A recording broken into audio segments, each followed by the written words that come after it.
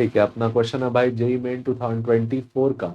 Sonometer wire, एक sonometer तार है, एक ऐसी तार जो दोनों एंड पे ब्लॉक्ड है, ऑफ रेजोनेटिंग लेंथ, जो कॉलम की लेंथ है वो कितनी है 90 सेंटीमीटर, एंड फंडामेंटल फ्रीक्वेंसी मतलब फर्स्ट फ्रीक्वेंसी, जिसकी फर्स्ट फ्रीक्वेंसी है इसका वैल्यू कितना दिया हुआ है 400 हर्ट्ज, फंडामेंटल फ्रीक्वेंसी 400 हर्ट्ज। अच्छा ये याद रखेंगे, nth harmonic frequency for sonometer wire क्या होता है NV/2L। ये क्या है nth हार्मोनिक फ्रीक्वेंसी। तो यहाँ n का वैल्यू अपन फंडामेंटल है तो n का वैल्यू क्या रख दिए 1, f1 का वैल्यू क्या आया V/2L1 का वैल्यू हमारे पास कितना दिया है 400 हर्ट्ज। ठीक, अंडर सम टेंशन, जहां स्पीड का वैल्यू अपन क्या लिखते हैं √over tension upon mass per unit length. ठीक, आगे the resonating length of wire with fundamental frequency of 600 hertz। एक दूसरी तार है, एक दूसरी तार है, अपने को पता करना है कि इसकी लंबाई कितनी है। if the resonating length of wire with fundamental frequency 600 hertz, इसका फ्रीक्वेंसी कितना है फंडामेंटल फ्रीक्वेंसी इसके लिए f1 डैश का वैल्यू है 600 हर्ट्ज अंडर सेम टेंशन। इसके लिए भी टेंशन क्या है सेम।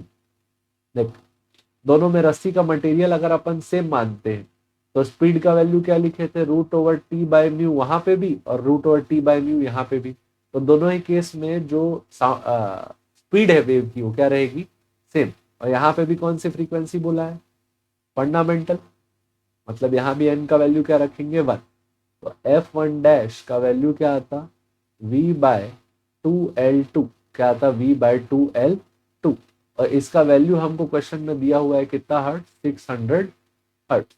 आपको f1 और f1 डैश को क्या करना है divide, f1 divided by f1 dash. तो फॉर्मूले में आएगा V/2L1 divided by V/2L2। f1 का वैल्यू कितना वैल्यू दिया था आपको क्वेश्चन में गिवन डेटा 400 पहले फ्रीक्वेंसी, और दूसरे के लिए f1 डैश का वैल्यू भी दिया था 600 हर्ट्ज। दोनों के लिए हमने रिड्यूस किया कि क्योंकि टेंशन सेम है मटेरियल सेम है तो स्पीड सेम होगा। 2 क्या हो गया कैंसल, यहाँ बचा क्या L2 और यहाँ क्या बचा L1। मैथ का कौन सा फॉर्मेट A/B/C/D, D सबसे ऊपर ट्रांसपोज हो जाएगा, क्या आया L2/L1 इक्वल टू 400 अपॉन 600। 2020 क्या हो गया कैंसल, 2 के टेबल में 4 कितने बार में आया 2 बारी, 6 कितने बार आया 3 बारी। तो L2/L1 का वैल्यू क्या आया 2/3।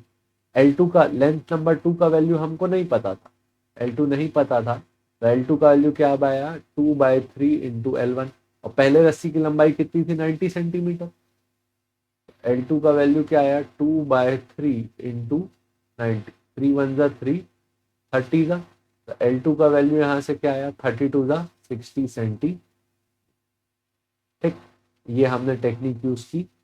यहाँ कॉन्सेप्ट ये था कि स्पीड सेम है, क्यों क्योंकि टेंशन क्या है सेम। दूसरा कॉन्सेप्ट ये यूज किया कि nth फ्रीक्वेंसी क्या होती है NV/2L, और फंडामेंटल के लिए n का वैल्यू क्या होता है, फंडामेंटल के लिए n का वैल्यू क्या होता है 1।